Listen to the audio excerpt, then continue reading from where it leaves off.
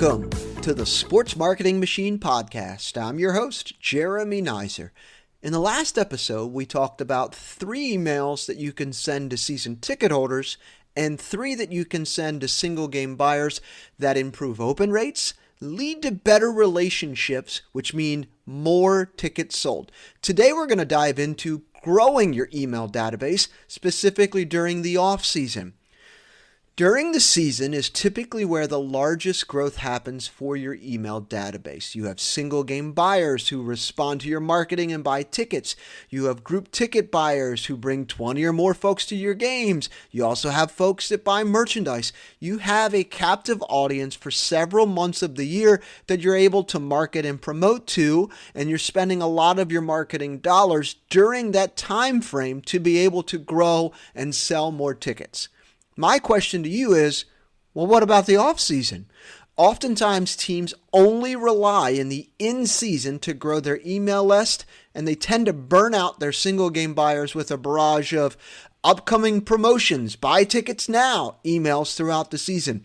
And this is evident as when I start diving into it and helping teams, I take a look at your open rates and your click-through rates and the actual ticket sales or conversions from these. This tells me how many emails you send to your single game buyers about upcoming promotions and buying tickets and what the open rate is, click-through rates, and actual ticket sales. And you could see in the beginning they do really well and then they start to tail off as you start to get through the season. But the off-season is usually the time for season planning, promotions planning, ticket sales renewals, new ticket plan promotions, as well as sponsorship sales to take place. During the season is the most valuable assets the teams have is their email database. So one of the things that I'm going to strongly encourage you to do is try to think about ways to grow your database during the off-season. So we know that your email database is combined of single game buyers and season ticket holders and group sales buyers.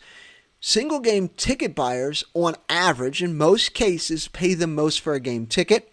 They pay the most for game day parking. In most cases, they're the highest per cap because if they're a single game buyer, they're going to buy a hat, they're going to buy food, they're going to have a blast at that game.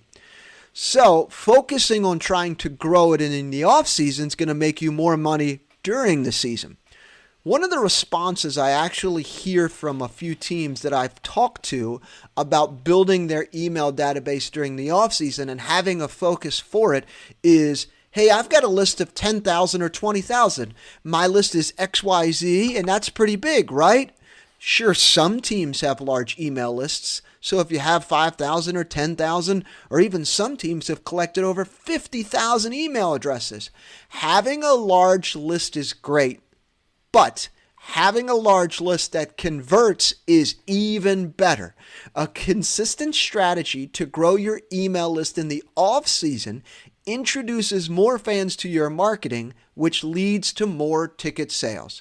I'm going to say that again. Having a consistent strategy to grow your email list in the off-season introduces more fans to your marketing, which leads to more ticket sales. All right, time for 3 takeaways. In many cases, email capturing is fans filling out a form, setting a process of what information you would like to collect, who inputs the emails into the database is extremely important.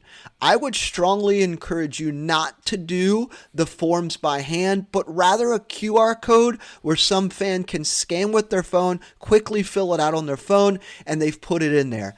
I remember those days of having to be the guy who took those forms that fans filled out and have to figure out what exactly did that fan write? Do they live at this address? Is that really their email? I can't tell if this is a 9 or a 7. So you don't want fans filling out forms by hand. You really want them to fill it out via a QR code and it links to something like a Google form, something like that where you're collecting the information but you're letting the fans type it in, and then that way you've collected it and it's clean data. My big takeaway for this one is make sure that you have a process of how you would like to collect the information, and then what happens when you collect the information, what do you do with it?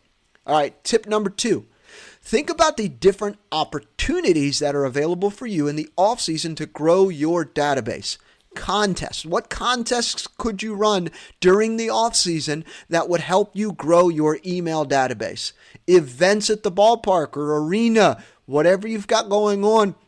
What are some ways that you could use that and leverage those events at the ballpark or arena or field to be able to grow your email database?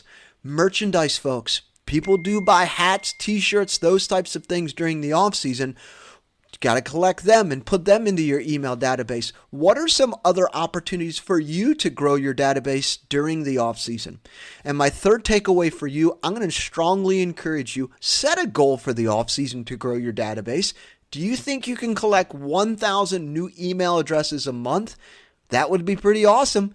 In professional sports, specifically minor league baseball, they play for 5 months a year and they have 7 months off. If you could collect 1,000 new email addresses during the off season each month, then they're adding 7,000 names into your email database. My big takeaway on this one is make sure you set a goal for the off season to grow your email database. It's just going to make your life so much easier to sell more tickets during the season, specifically in the early part of the year. If you're not sure where to start or just need some additional support, head over to sportsmarketingmachine.com and schedule a call. I help sports teams of all sizes sell more tickets and grow their fan base. Until next time.